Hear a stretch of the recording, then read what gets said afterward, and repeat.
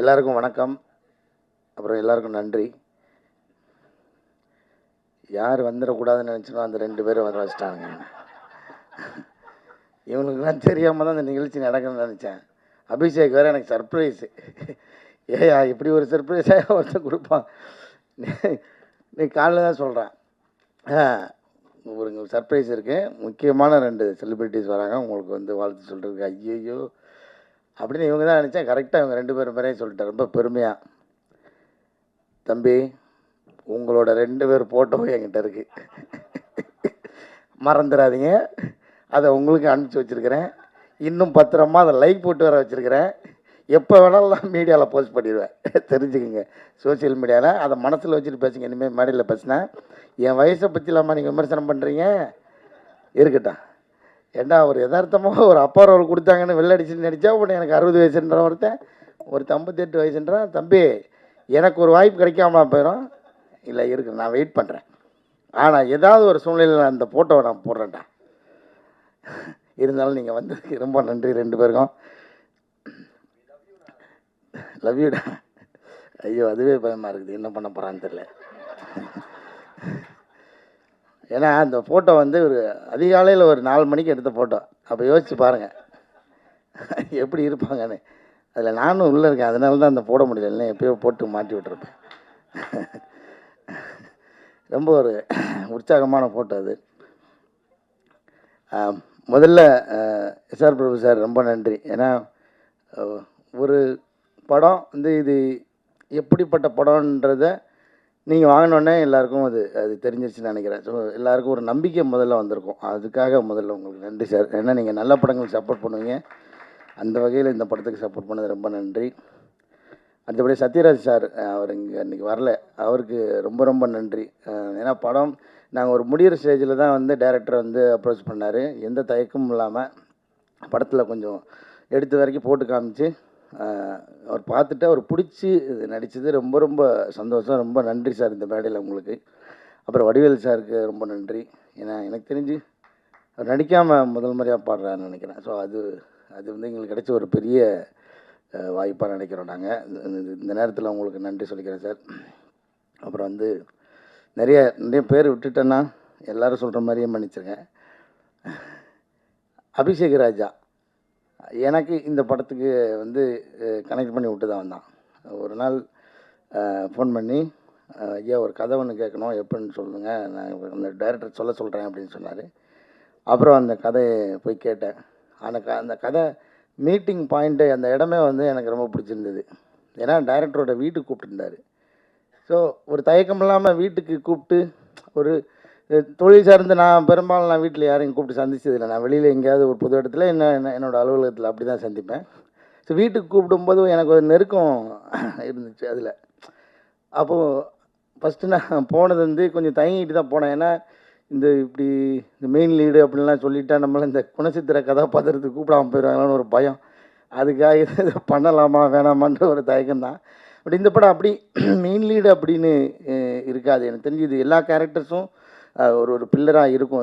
இந்த கதை அப்படி இருக்கும். அப்புறம் இந்த கதையை அவர் சொன்னார். அதுக்கப்புறம் எனக்கு அந்த பயம் தெளிஞ்சிருச்சு. ஏன்னா அந்த ஒரு வழக்கமான அந்த சினிமாட்டிக் அந்த எக்ஸ்பீரியன்ஸில் இல்லாமல் இது வேறு ஒரு டைமென்ஷன் அந்த கதை சொன்னார். அது எனக்கு வந்து ரொம்ப பிடிச்சிருந்துச்சு. ஏன்னா அவர் ஒரே அந்த கதை சொல்ல ஆரம்பிக்கிறதுக்கு முன்னாடி ஏன் இந்த கதையை நான் எழுதினேன்னு சொல்கிறேன் அப்படின்னு சொன்னார். ஏன்னா ஒரு அப்பா அந்த குடும்பத்துக்காக உழைச்சிட்டே இருக்கார். இது வரைக்கும் ரெகுலரான கதை தான். அவர் என்ன உணர்வை சொல்ல வந்தார்ன்றது எனக்கு பயங்கரமாக நச்சுன்னு அப்படி அடிச்சிருச்சு. ஏன்னா ஒரு டீனேஜ் வரைக்கும் பசங்க வந்து ரொம்ப அந்த ஸ்பரிசத்தோடையே இருப்போம். அப்பா மேலே உருண்டு பிறண்டு விளையாடிக்கிட்டு அந்த மாதிரியான அந்த ஸ்பரிசத்தோடையே வளர்ந்துக்கிட்டே இருப்பாங்க. ஒரு டீனேஜுக்கு அப்புறம் அது பையனோ பொண்ணோ கொஞ்சம் கொஞ்சமாக அந்த அப்பாவோட உடம்புலேருந்து கொஞ்சம் கொஞ்சமாக விலக ஆரம்பிப்பாங்க. அப்போ அந்த அப்பா ஸ்பரிசத்தை மிஸ் பண்ணுவார். ஏன்னா பசங்களுக்கு தெரியாது. பசங்களுக்கு அவன் அப்பா ஆகும்போது அது புரிய நினைக்கிறேன். அப்போது அந்த இடம் எனக்கு ரொம்ப பிடிச்சிருந்தது. ஆமாம், இது வந்து அப்பா சொல்லவும் முடியாது. எங்கன்னா இது வந்து ஆனால் நான் எப்போவுமே பெரும்பாலும் நேரம் எடுத்துக்க மாட்டேன். இன்றைக்கி ஒரு நாள் என்னை அனுமதிச்சிருக்கேன். கடைசியாக வேறு கூப்பிட்டாங்க. எப்போனா ஒரு எப்படி சொல்கிறது, ஒரு எலிட் பீப்புள்ஸ் அந்த மாதிரி இருக்கிற மக்களுக்கு வந்து அது ரொம்ப சாதாரணமாக அவங்களுக்கு அந்த ஸ்பரிசம் எப்போயுமே இருக்கும். ஏன்னா அவங்களுக்கு அது ஒரு வேறுபாடாகவே இருக்காது. அப்புறம் இந்த மிடில் கிளாஸில் இருக்கிறவங்களுக்கு வந்து நிச்சயமாக அந்த அந்த டீனேஜ் தாண்ட அவங்க அந்த ஸ்பரிசத்துலேருந்து விலகுவாங்கன்றது நான் அனுபவிச்சிருக்கேன். எங்கள் அப்பா அதுக்கு ஏங்கினதை நான் பார்த்துருக்கேன். ஒரு பாயிண்டில் எங்கள் அப்பா வந்து ஃபேக்காக என் கூட ஃப்ரெண்ட் ஆகிட்டார். ஏன்னா அவருக்கு தெரியும் எல்லாத்தையும் அந்த அந்த வயசு அனுபவத்தை எல்லாத்தையும் இறக்கிட்டு இந்த ஸ்பரிசத்துக்காக என்கிட்ட ஃப்ரெண்ட் ஆகிறாரு. ஸோ அது இந்த கதையை கேட்டு முடித்தோடனே எனக்கு அது புரிஞ்சுது. ஏன்னா நான் அவருக்கு என்ன கிட்டத்தட்ட அப்பா ஆகிட்டேன். அதனால எனக்கு அது புரிஞ்சுது. ஐயோ, பிரபஞ்ச பூங்குன்றலாம் வந்து அப்படி விலகி இருக்கும்போது நமக்கு எப்படி இருக்கும் அப்படின்றது எனக்கு அது ரொம்ப இதாகிடுச்சு. அப்புறம் அந்த கதையை சொல்லி முடித்தோன்னே ஓகே, இதை நிச்சயமாக பண்ணிடணும், விட்டுறக்கூடாது அப்படின்னு நினச்சேன். கார்த்திகேயன் மணி சார் ரொம்ப நன்றி சார், இயக்குனர், படத்தோட இயக்குனர். அப்புறம் வந்து இந்த படத்தை பற்றி நான் நிறையா பேச விரும்பல. எனக்கு நான் இந்த படத்தை திரும்ப எவ்வளோ உள்ளே ஊடுருவி பார்க்கும்போது எனக்கு ஒன்று மட்டும்தான், அந்த ஒரு வாசனை மட்டும் அடிச்சுட்டே இருக்குது. அது வேற ஒன்றும் இல்லை, எங்கள் அப்பாவோட சட்டையோட வாசனை அடிச்சுட்டே இருக்குது. அது நீங்கள் இந்த படம் பார்க்கும்போது சினிமா தேட்டரில் நீங்கள் அதை மட்டும்தான் எடுக்க முடியாதுன்னு நினைக்கிறேன். உணர்வுகள் எல்லாமே உங்களுக்கு வந்துடும், காட்சி, இசை எல்லாமே கிடைக்கும். இந்த படத்தில் எனக்கு தெரிஞ்சு அந்த வாசனை அடிக்கும்னு நான் நம்புகிறேன். அப்படி அடிச்சதுன்னா இந்த படத்தோட சக்ஸஸ் நான் நினைக்கிறேன். ஏன்னா நான் அதை உணர்ந்தேன், நான் நடிக்கும்போது உணர்ந்தேன், அது படமாக பார்க்கும்போது நான் உணர்ந்தேன். அது ரொம்ப அபூர்வமாக நடக்கிற நிகழ்வு. ஏன்னா ஒரு படத்துக்குள்ளேருந்து ஒரு வாசனை அடிக்கிறதுன்றது ரொம்ப அபூர்வம். இந்த படத்தில் அது நடக்கும்னு நம்புகிறேன். ஸோ அதுதான் இந்த படத்தை பற்றி நான் சொல்லணும்னு நினைக்கிறது. அதுக்கப்புறம் நீங்கள் பார்த்துட்டு நிச்சயமாக ஒரு நல்ல படத்தை நீங்கள் விட்டுற மாட்டீங்கன்னு தெரியும். அந்த நம்பிக்கை தான். வழக்கமாக எல்லோரும் கேட்குற மாதிரியான கோரிக்கைகளை நான் வைக்க விரும்பல. நீங்கள் படம் பாருங்கள். நிச்சயமாக படத்துக்கு அப்புறம், படம் ரிலீஸ் ஆனதுக்கப்புறம் நிறைய பேச வேண்டியிருக்கும்னு நினைக்கிறேன். எல்லோரும் வந்ததுக்காக முதல்ல ரொம்ப நன்றி. அப்புறம் ஆனந்த்ஜிக்கு, எங்கள் படத்தோட சினிமாட்டோகிராஃபர், ரொம்ப எளிமையான சினிமாட்டோகிராஃபர். எப்படி இந்த ஒரு கதைக்கு எப்படி துருத்திடக்கூடாதோ, ஒரு தடவை இதே மேடையில் தான் பாலுமேந்திர சார் சொன்னார், ஒரு சினிமாட்டோகிராஃபியும் மியூசிக்கும் அப்படின்னா ஒரு என்னை பார், என் திறமையை பாருன்னு வெளியில் துருத்தி தெரிஞ்சிடக்கூடாது, அது அந்த கதைக்குள்ளே முங்கியே இருக்கணும், அதுதான் ஒரு தரமான சினிமாட்டோகிராஃபி, அதுதான் ஒரு தரமான இசை அப்படின்னு சொல்லி இந்த மேடையில் வச்சு சொல்லியிருந்தார். நான் அங்கே ஆடியன்ஸ் உட்காந்து கேட்டிருக்கேன். ஸோ அந்த மாதிரியான ஒரு ஒர்க்கு ஆனந்த்ஜிக்கோடது. பால சாரங்கனோட ஒர்க்கும் அப்படி தான், எங்கேயுமே மிகை இல்லாமல் ரொம்ப ஒரு இளையோடும் இதோட அப்படி அழகான ஒரு இசை. ரொம்ப அதுக்கப்புறம் எனக்கு அந்த பாட்டு இப்பயும் கேட்கும்போதே வந்து கண் கலங்குது, கண்ணம்மா அந்த அந்த லைன் வரும்போது. அதை ஒரு நாள் என் வாய்ஸ் வச்சு எடுக்கிறேன்னு சொல்லிட்டு ஏமாற்றிக்கிட்டே இருக்கிறேன். அதை எடுத்து என்கிட்ட மட்டுமா அதை கொடுத்துறியா? நானும் பாட்டு பாடியிருக்கேன்னு வச்சுக்கோல்ல. அவர் ஹரி சார், நம்ம வந்து ரொம்ப வருஷமாக பழகிட்டு இருக்கோம். இந்த படத்தில் எனக்கு தெரிஞ்சு சேர்ந்து ஒர்க் பண்ணியிருக்கேன் நினைக்கிறேன். ரொம்ப மகிழ்ச்சி உங்களோட ஒர்க் பண்ணதில். எஸ்ஆர் பிரபு சாருக்கு மீண்டும் நன்றி. ஏன்னா நம்ம ஆர்டராக பார்த்துட்டே பேசிட்டு வர்றதுனால அது மிஸ் ஆகக்கூடாது. ரோஷினி, உங்களோட ஒர்க் பண்ணதில் எனக்கு ரொம்ப ரொம்ப மகிழ்ச்சி. நீங்களும் ஒரு யதார்த்தமான நடிகை, எனக்கு ரொம்ப பிடிக்கும் உங்களோட நடிப்பு. ஸ்னேகன் சார், உங்களோட பங்களிப்பு எங்களுக்கு வந்து எப்படின்னா, கலையரசன் அவங்களாம் சொன்ன மாதிரி நாங்கள் உங்களோட சேர்ந்து ஒர்க் பண்ணும்போது அதில் நீங்கள் எனக்கு என்ன அண்ணன் சொன்னது எனக்கு ரொம்ப சந்தோஷமாக இருந்தது. ஏன்னா நான் நிச்சயமாக உங்களோட சின்ன பையன் தான் நினைக்கிறேன் சார்.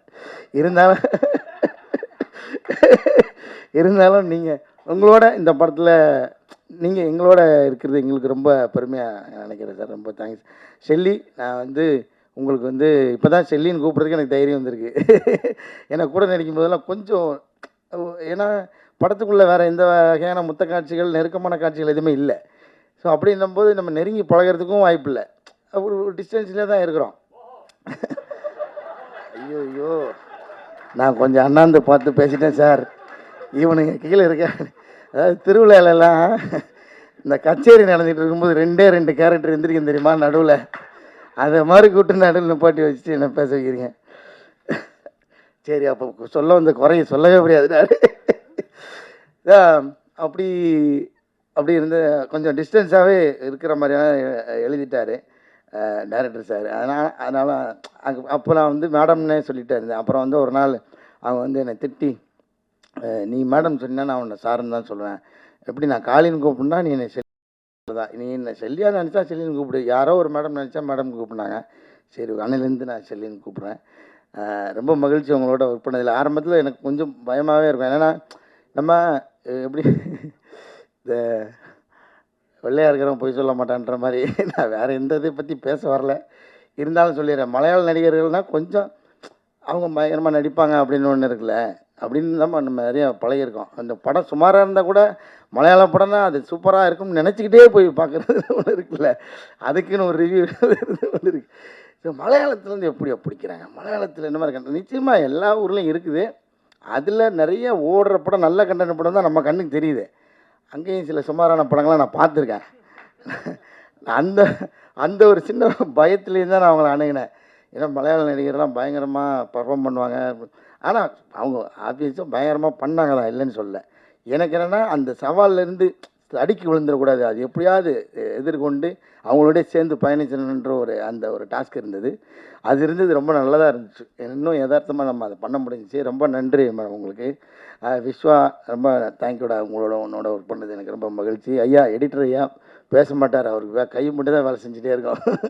அவர் சொன்ன மாதிரி அந்த ஃபர்னிச்சராகவே ஆகிட்டார் அந்த ஆஃபீஸில். நீங்கள் எப்பயும் போகலாம், ஒரு ஓரமாக ஒட்டிக்கிட்டே இருப்பார். ஓகே மகிழ்ச்சி. கீதா மேடம் ரொம்ப நன்றி மேடம் உங்களோட ஒர்க் பண்ணது. சாம்சனா, உங்கள் டைமிங்லாம் பயங்கரமாக இருக்கும். இந்த படத்தில் உங்களை அந்த மாதிரி ஸ்டைலில் பண்ண விடாமல், ஆனால் ஒரு ரொம்ப யதார்த்தமான ஒரு ரோல் பண்ண வச்சுருந்தாங்க. அது எனக்கும் உங்களோட ஒர்க் பண்ணது ரொம்ப மகிழ்ச்சி. அபிஷேக் ராஜா போயா, இதில் வேறு ஒரு பதவி அவனுக்கு, கிரியேட்டிவ் ப்ரொடியூசர். ஆனால் அதையும் மீறி வேலை பார்த்துக்கிறேன். உன்னோட உழைப்புக்காக இந்த படம் உனக்கு பெரிய பேர் வாங்கி தரும். எங்கள் டீம் பற்றியே நான் பெருமையாக பேசுகிறதுக்கு ஒன்றும் இல்லை. இருந்தாலும் மறுபடியும் எல்லாருக்கும் நன்றி. வந்தவங்களுக்கெல்லாம் திரும்பவும் ஒரு நன்றி சொல்லிக்கிறேன். Thank you so much all.